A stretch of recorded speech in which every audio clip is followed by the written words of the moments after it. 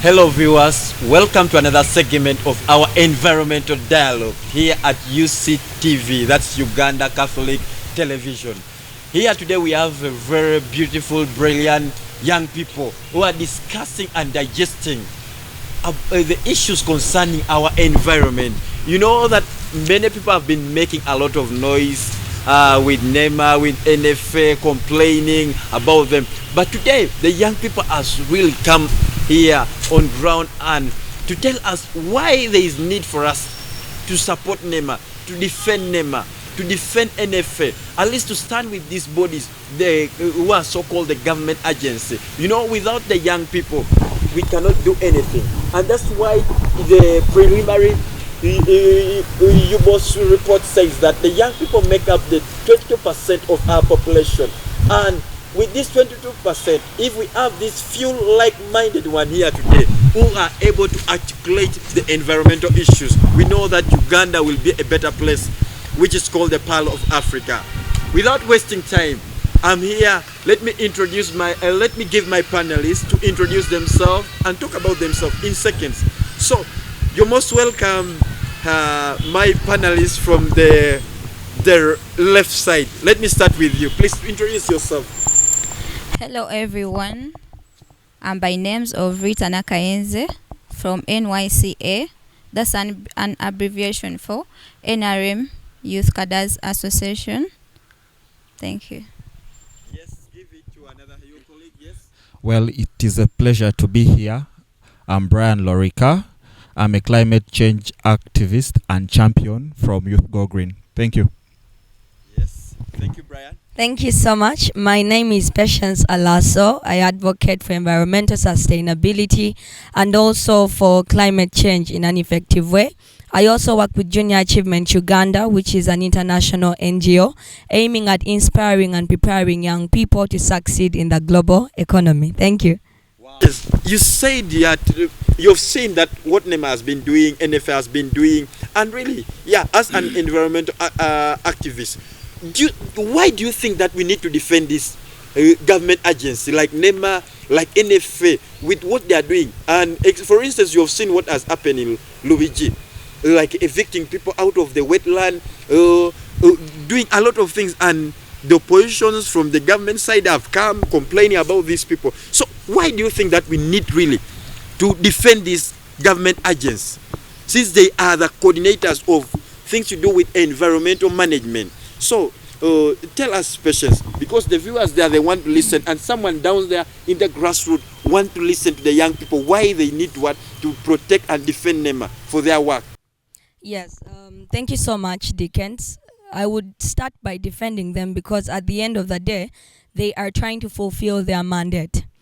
Each one of us who is put in a place of office, you're supposed to perform. You're supposed to develop something that is going to contribute to your mandate. And that is what NEMA and NFA are doing. So, because we all know that the wetlands are very crucial elements within the biodiversity of any environmental system.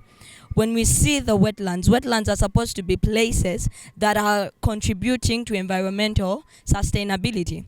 Now, what happens is that when you encroach on these wetlands, you are destroying the environment. Wetlands are part of the ecosystem, and actually they harbor a lot of the green gases and the carbon gases, as you can see. So once you encroach on them, you are rather destroying the environment, in as much as many people are trying to find refuge and a place to live. So when we see NEMA trying to evict them, they are trying to contribute to their mandate. However, at the end of the day, we will not blame the people that are trying to find housing. Okay? Because NEMA has put in place laws that govern these wetlands. But are the people sensitized about those laws? Are the people aware that, okay, this is a wetland and I'm not supposed to be there? You get to realize that these are people that have seen other people that have built places there. But Patience, we have seen that the oppositions who are so-called honorable members of parliament, we know that these laws are passed by the August House, the parliament. But we are still seeing them, they are still criticizing the government body like NEMA and NFA. But when they are the one who sit down, but do you think why are they again? They are the one who passed the law and again criticizing, siding with the people. Do you think that is right, or what they are doing is really wrong? Well, when you talk about a political party, this is a group of people that want to pass a particular agenda. So at this point, you're trying to stand with the people, but you're the same people who have passed the laws. So there's a lot of hypocrisy going on, and there's a lot of one-sided agenda that is happening. So on my defense, I would support NEMA, but let NEMA improvise and let NEMA provide a safer environment. For example, you are evicting these people, but your law as NEMA does not mandate you to compensate these very people. So there is a contradiction. We are at a crossroads at this very moment. So that would be my opinion. And at the end of the day, we need to conserve and preserve the wetlands, but let the laws that are being passed also make sure that they are supporting or fighting for these people, because you are evicting them. Now, where else do you expect them to go? So that is my point of argument. So who should honor that? I think that point, maybe let's go to Brian. As a young person, who is responsible for that? Like you've seen that, or the young people and the community were sharing a lot that video of that old woman in Nansana who was complaining that she has been there for 60 years, and now certainly they have evicted her. She have nowhere to live. She have nowhere to go. So now, as a young person, and as you say that you represent a credible organization like Youth Go Green, what's your take on that? What do you advise, like NEMA or NFA, to do in regards to that? Well, let us just be realistic here, really. That lady says that she has been there for 60 years. 60 years! 60 years, for Christ's sake.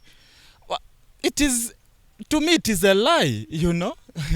I don't think that was a very credible statement, because that wetland has just been recently encroached. So, where has she been? Where was she living before she was part of the wetland? That should also be a question to reckon on. Thank you. And by the way, why do you think that someone, like Luigi wetland is within the Kampala metropolitan? Yeah. So why do you think that someone lives a good place in Nansana and goes and settle in a wetland when he knows that this is a place that have birds, that have frogs, have like a verge of the ecosystem, or let me call it the biodiversity? Why do you think that? Well, it is attributed to quite a number of reasons. So, and then we realize that in Uganda, one of the reasons as to why people migrate, it is because of poverty. And Nansana is one of the suburbs in Kampala, and people pay rent, and then they think that living such a place and then cocooning in a wetland would be one of the ways or means to live rent free. So they go in such places to explore. I should say the policies are there, and then because you know that right now people are complaining that they don't know anything that's taking place. They don't know anything about any policy that governs the environment. And you've seen that even LC3 leaders are criticizing NEMA. Yeah. Even you see that LC5 chairman of the district is criticizing NEMA and NFA. Do you think that these people are unfair, or they are fair, really, to the community? Well, at an instant, people were complaining that NEMA is not delivering its mandate. Right now, NEMA has come up, and it is reckoning to the plea of the people. It is now trying to deliver its mandate. And then the same people who are criticizing NEMA are saying that NEMA is doing something evil in the country. So it's like a sleeping dog that has been lying, and then it wakes up realizing that the thief has come up. Let's cut it. Let's cut it. No? Rita, you have been asking Brian about like how can we engage these leaders, like the LC ones, the LC3, the LC5. You've seen in the media that they are the people who are attacking NEMA. They are the one who are attacking NFA, and you know that these people, they are doing what they are fulfilling their mandate, which the government has entrusted. Not even the government, the Constitution of Uganda has entrusted these bodies to carry out these activities. So now, for you who comes from the government side as a NRM youth cadre, what do you advise these leaders or the government to do with these leaders, the LC1, the LC3, and the LC5, these political leaders? What can you say about that? On that issue, the government should, what the government should do to on advising the political leaders like the LC ones, they should form groups. They should form groups and educate them on issues concerning the environment, so they can teach people on how to conserve the environment. Don't you know that this NRM always carry out the Chamkwanzi retreat? Why can't they also bring this perspective or this initiative of the environment, whereby I always see you people, you invite? Recently I saw the RDC retreat at Chamkwanzi. Why is it that, why can't the government also bring that aspect where they invite NEMA, they invite like NFA, the technical personnel to educate this LC5, their roles in regards to environment, the message, because these are the leaders who stay with people on a daily basis. Oh, yes. And they, you know, NFA and NEMA, they cannot be everywhere. Yes, but they can't. At least they have leaders. So why can't they do that? They should. Yeah, they should do that. They should educate the local leaders for them to go in the fields to educate all those, the youth and the villagers, people who are unaware of conserving the environment. That's the only way that we can manage, and that's the only easiest way that it can help them to reach the message to the people in the society on how to conserve the environment. Okay. Let me come to Patience. To Patience. Patience, you know that according to the NEMA report, the environment report, it has been brought out, shared by NEMA, shared with NFA. You have seen that in 1964, Uganda had over 15.5% of the wetland cover. And since there, from 1964, there was also a study that was carried out in 2016, and they found that we were losing over, that we had lost, we had reduced the wetland cover from 15.5% to 8.9%. And recently we have only now 8% due to human activities that you people have stated, due to the industrialization, and also I think the population, which is what do you think that really the government or NEMA can do in regards to that, in order for us to recover all these losses that has been made by human activities? Okay, at the end of the day, it becomes very hard to reverse what has been the damage, because the damage has been very impactful. For example, now we see some of the wetland areas, the slummy areas, for example, Namuongo. The only issue here is that we can remove and displace those people, but where are you going to take them? Okay, that is my greatest concern, because it seems like as if NEMA has just woken up to do its mandate. Where has it been all these years? When we talk of this lady who claims she has been there for 60 years, I would believe that she's been there. Okay? People have acquired land as early as 1995, and you are telling me right now you want to displace them. To where is the question? Okay? So if NEMA wants to make sure that the wetlands are revived, because they provide so much support to the environmental ecosystem, why do I support that we try to rebuild the wetlands? These are places that can prevent flooding. Okay, we've had instances where people are in the slums and they're arguing about the floods that are happening. It is simply because they are in the wrong place. And we can mention unemployment and high urbanization being the cause of the same. The president asked that, don't they know that they're in the wetland? Now that's the thing. They probably do not know. Yes. That is the thing.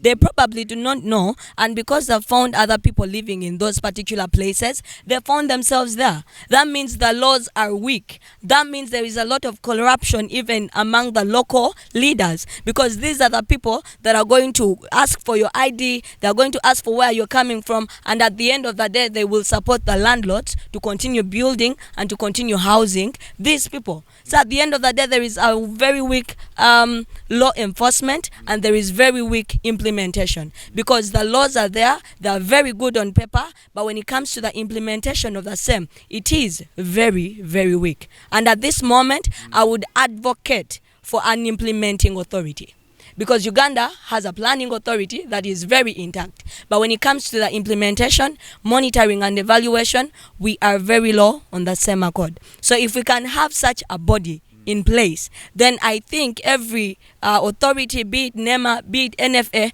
we would task them to make sure that even as they implement these laws, the people are aware of the same laws.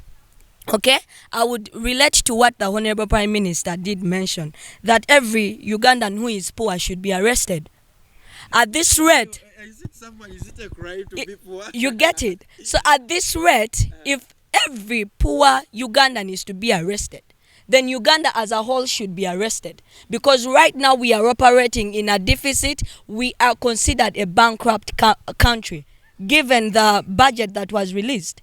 Over 50% of that budget is going to pay for the debts we've incurred over the years. So if you are coming out and you are saying those people are supposed to be displaced and taken somewhere, please direct them to where they are supposed to go. And as a matter of fact, these people are looking for where to stay. And you find that the slummy areas that are located around the wetland areas are the ones they can afford. So what are you telling me about displacing these people? Like in regards to that, you talked about the enforcement, and Brian, you were there during the World Environmental Day in Soronko, and we saw NEMA unveiling the environmental officers. Do you think that these officers will do really the actual work? Will they do really the work perfectly? That will meet the government, the NEMA and NFA mandate, or there is still more room for the government to enact maybe a certain system, or the policy, coming up with policy framework, or maybe they need also to involve the community in making bylaws? Do you think that really these enforcement officers will really do their work which is expected of them, that will protect our environment? Well, that unit of environment, we all know the mandate of police. It is to keep law and order. So they receive orders from above, which is a governing body. So we should also know that. Well, in regards to where will these people go? In Uganda, we are having over 2,000 and something square kilometers of land. The land is so vast. The problem is we all want to cocoon in cities. That is the only problem. You go to Kaberamaido, there are so many square kilometers of land. Even the land where I come from, Abim, the land is almost empty. So the government has so many places to take these people. So the only problem with us is we want to stay in Kampala metropolitan. Yeah, I can't blame them, because it is the area of opportunities. It's a central place. Yes, it is a central place. No, because the vast, it is a vast area for employment. It is a vast area for anything you could ever imagine. So for utilities and all that. But still, the government needs to find a way of developing these rural places to attract these people to go there. Okay. Yes, and then for the environmental police, it would be actually nice for NEMA to actually use them I should say sustainably, in a way that they are delivering their mandate, at the same time they are protecting the rights of these people. But do you think that the local people down there, let me say that maybe just recently in Lubiji, do you think that they know that these environmental enforcement officers exist? Do they know that? And whose responsibility is that to make these people to be visible in the community? NEMA has that mandate. NEMA has the mandate to educate the masses in regards to its mandate. But NEMA has no enough resources. Yeah, that is where the problem comes in. So that's why we are here as climate change activists and champions.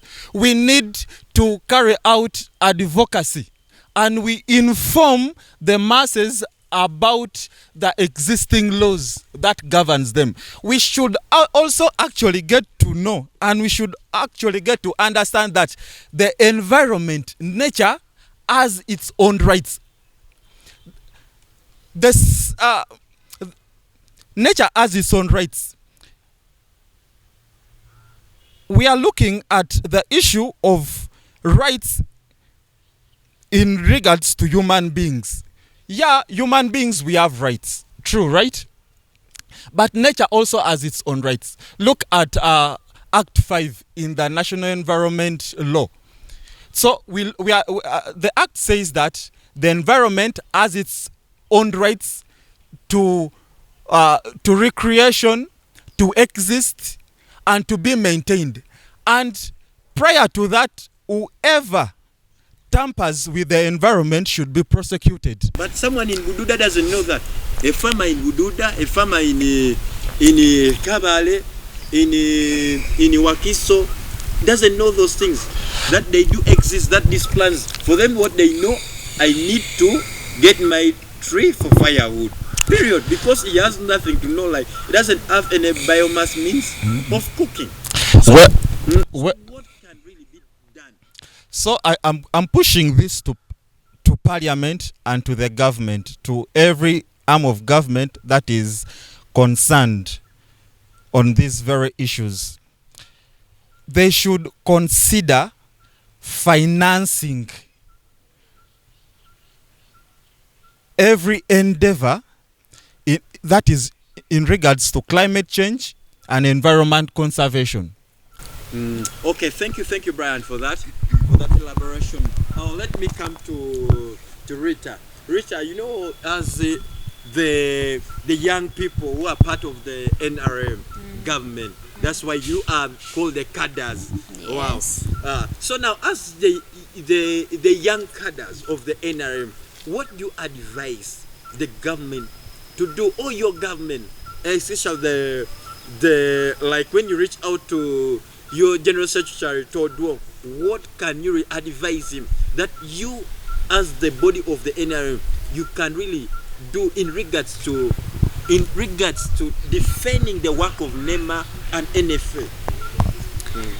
Okay, clearly that question is about how can the government help on how can the government help on preventing the, let me say, environmental degradation. So what I think, here in rural areas, the government should so much consider on rural areas, because a lot of problems are coming from that side, especially those sides of Bududa. They are cutting down trees for firewood because it's what they can afford to use. They can't afford buying gas. So the government should decrease on the rates, on the cost of gas, so that people in the villages, or the low life people, can also afford, not for them going into their gardens, cutting the nature, what surrounds them, because they will be cutting the firewood for the trees for firewood, and that there will be that will lead to climate change. Okay, Ritah, thank you for that. You've talked about cutting down trees, the firewood things. Let me go to Patience. Patience, you know that the statistics states that in Uganda, that the Ugandan household, 80% of the women in Uganda, not only the women and the children, they depend on charcoal for biomass energy. So now, with regard to that, don't you think that this 80% of the people in the households in Uganda who are depending on charcoal, don't you think that these people are still going to be a problem to NEMA and NFA in regards to their work, environmental management? I will relate to the recent trending tweet from Joel Chamago. Yes. Yeah, I saw that tweet. You've seen it? It was trending on Twitter. He does not want or will never have a microwave in his house. Now that is the backward mindset that we are talking about here.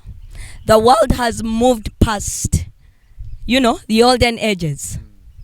Right now, what we can be able to do is to make sure that we advance the same services to the people in the rural areas. Okay? So when we talk about deforestation and people are still cutting down trees because of firewood, I think those are things that we should have moved past. Because we are having a lot of advancement in technology. We've gotten a lot of innovations when it comes to solar. So ideally, you can go to a village setting and there is a fully equipped solar house and homestead. Okay, so that should not be an excuse, and still it will come back to the laws that are being enforced. You cannot tell me people are still encroaching in Mabira, one of our greatest habitats of the diverse species of trees that we have, and they're all being cut down and nearing extinction simply because someone is not doing their mandate well, or they're doing their mandate but not so well. So I think at the end of the day it will be a mindset issue, and also how do we advance the same, because you cannot tell me that in a city like Kampala we are still having people using charcoal. And we are there. I am part of them. I do use charcoal. You get it? So part of the 80%. I am. I will not deny the fact that I am part of the 80%. You get to realize there is even a lot of demand for charcoal, which is constantly allowing these rural people to cut down trees. So if there is sensitization, let it be so huge that it leaves an impact. Okay, we'll recently yes. Someone doesn't need only to be told theories. Exactly. They need something like a person like maybe my grandmother in a beam there. He cannot afford maybe a microwave. He cannot afford maybe gas cylinder or maybe refilling gas. What can the government help that, like my grandmother who is down in a beam there?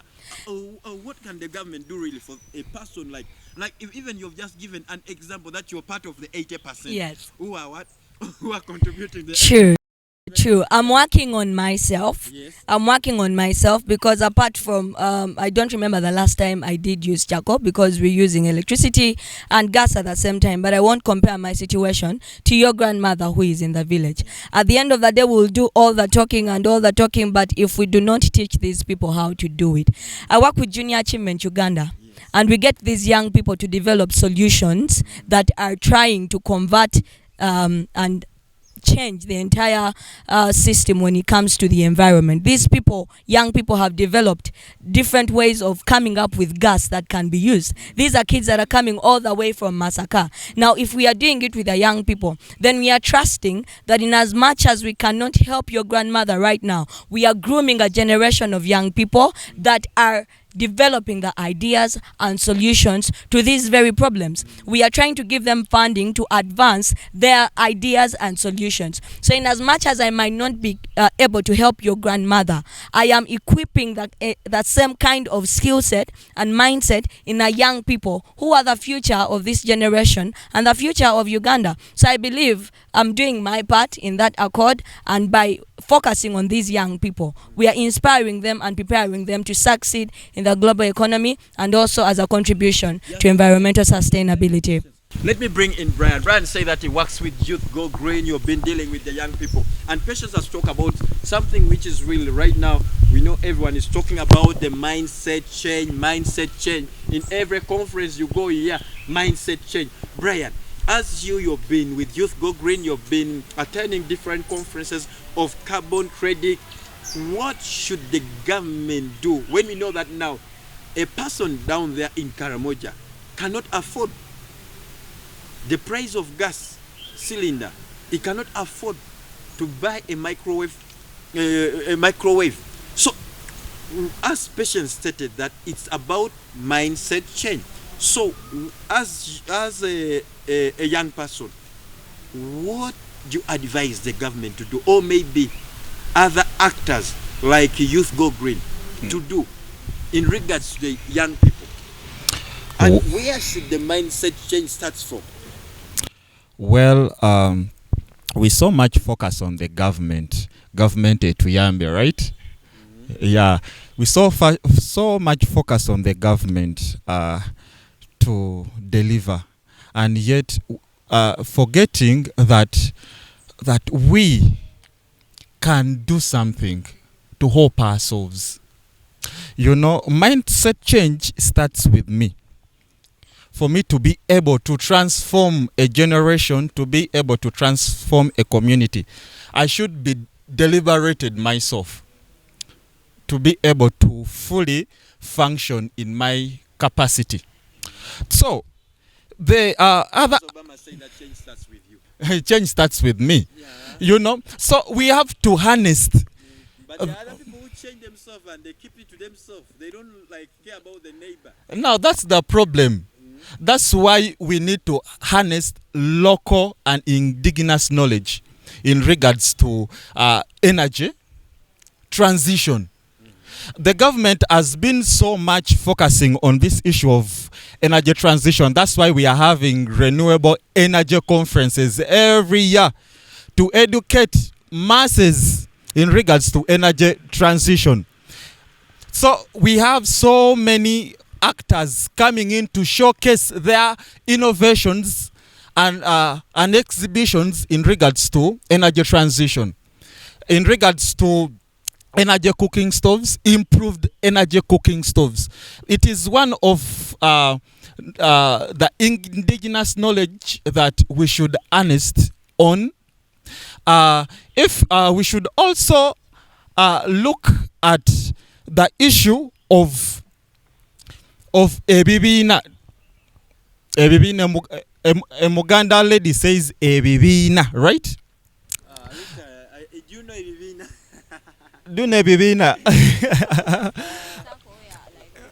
Oh, yeah. Now, exactly. So, actually, we realize that in a district,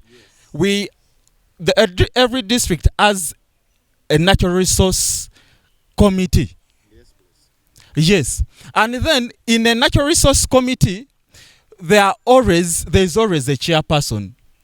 In a subcommittee, we find out that there is it constitutes of the chairperson of the district, the RDC, it constitutes of the member of parliament, and every consortium of a governing body. But these are the people who are even again attacking NEMA, attacking NFA, attacking when they constitute part of the government. They constitute part of the government, but they should work to fulfill the mandates of the government because they work for the government, right? Does it mean that they don't know their job description? Yes, they do.